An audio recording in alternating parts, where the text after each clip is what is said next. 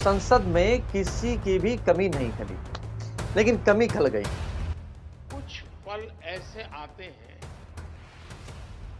जो हमेशा के लिए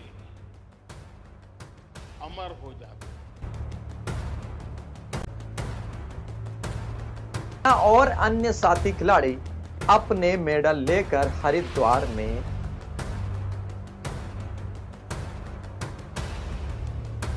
जबकि चंद कदम की दूरी पर ही मोदी जी और खिलाड़ी मौजूद हैं।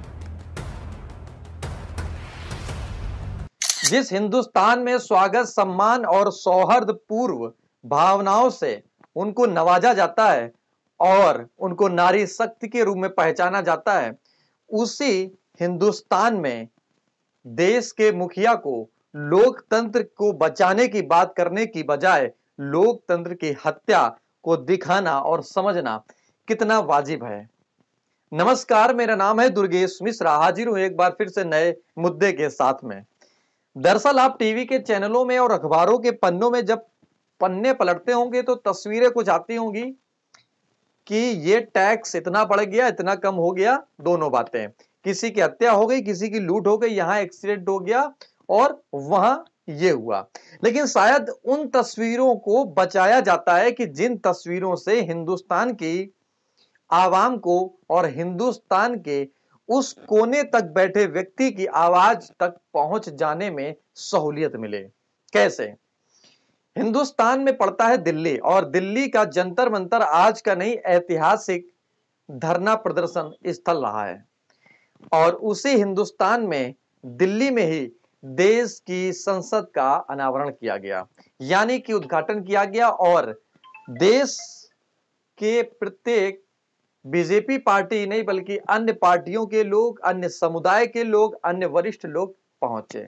ये देखा गया कि संसद में किसी की भी कमी नहीं खली, लेकिन कमी खल गई। कमी ऐसे खल गई कि जब आप देखेंगे, समझेंगे, तब आप जानेंगे।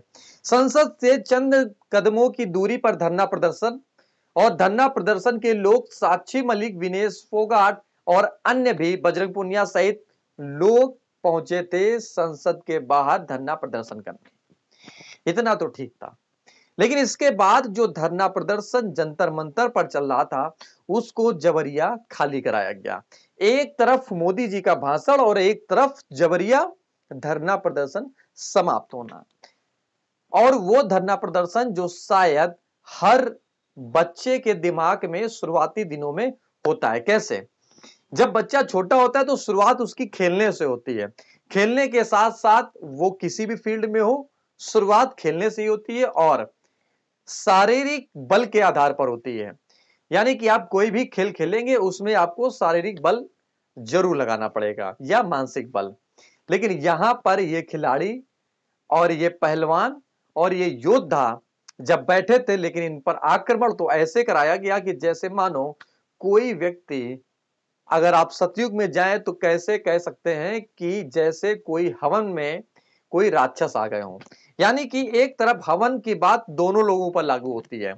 अगर हम मोदी जी की तरफ खड़े होकर देखेंगे तो लोग ये कहेंगे, बीजेपी के प्रवक्ता, कि मोदी जी एक नेक इंसान है और जो विपक्षी पार्टियां हैं या ये खिलाड़ी हैं या लोग हैं, ये राक्षस के रूप में हैं जो विघ्न डाल रहे हैं। पहली बात। लेकिन आप देश के उस स्तंभ यानी कि लोकतंत्र के साथ खड़े होकर देखेंगे कि जो व्यक्ति शांतिपूर्वक धरना प्रदर्शन कर रहा हो और उसको जबरिया खाली कराया जाए, तो यह भी एक राक्षसपन का ही एक स्वरूप है। दोनों बातें अपने अपने पायदान पर स्वाभाविक रूप से खड़ी होती हैं। लेकिन इतना ही नहीं, इसके बीच में हम और थोड़ी राजनीतिक बातें भी करेंगे। कैसे? उत्तर प्रदेश में एक नेता हुए स्वामी प्रसाद मौर्य। संसद का लोकार्पण हुआ, संसद का उद्घाटन हुआ, संसद में पूजा पाठ हुआ, संसद में नमाज पढ़ी गई, सब कुछ हुआ। मोदी जी इस तस्वीर के साथ दंडवत हुए।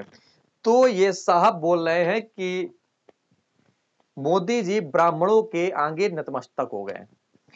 देश खतरे में है, लोकतंत्र खतरे में है। इस नेता से ऐसा पूछना जाना चाहिए कि क्या आपको खतरे में दिखता हुआ देश क्या दिख रहा है? नहीं पता। क्या आपको देश के खिलाड़ियों के साथ हो रहे अत्याचार या उनकी सुनवाई के बारे में ना सुनना, ना समझना, ना बोलना, क्या ये आपको लोकतंत्र की हत्या नहीं दिख रही है? इसका जवाब मिलेगा ना, क्योंकि ऐसे राजनेताओं को सिर्फ अपनी राजनीति करनी है।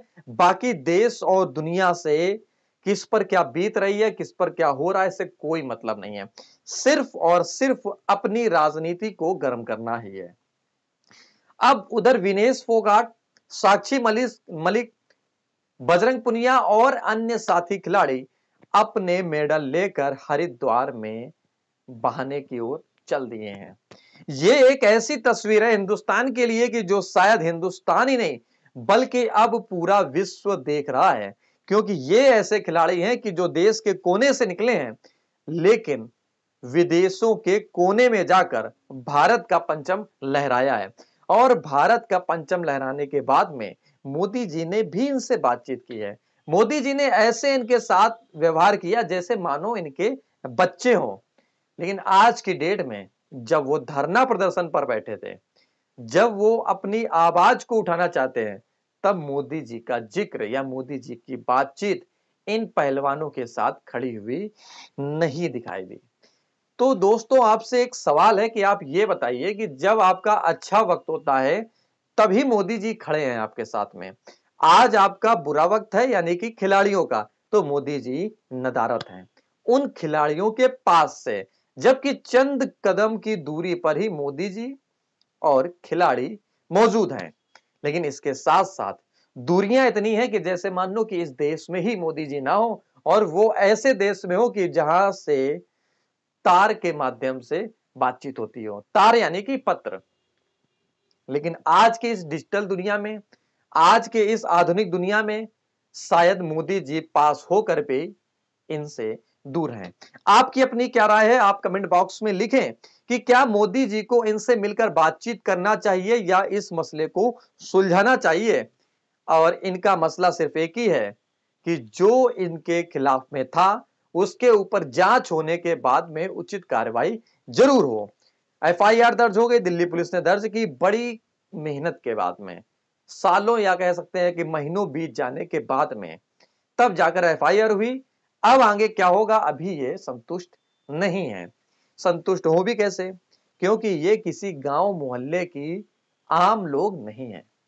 ये वो लोग हैं जो देश में जाकर के, अन्य देशों में जाकर के, विदेशों में अपने देश का नाम रोशन किया है। तो बोलने का, आवाज उठाने का और अपनी बात को रखने का पूर्णता हक है।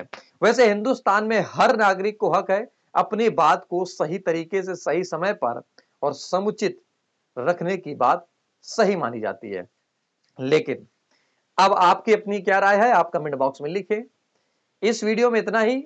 अगर आपको वीडियो पसंद आया हो, कुछ जानकारी मिल पाई हो, तो लाइक, कमेंट, शेयर करें और हमारे यूट्यूब को आप सब्सक्राइब करें और छोटी सी बेल आइकन पर क्लिक जरूर करें और हमारे फेसबुक और ट्विटर और इंस्टाग्राम को भी फॉलो करें। नमस्कार।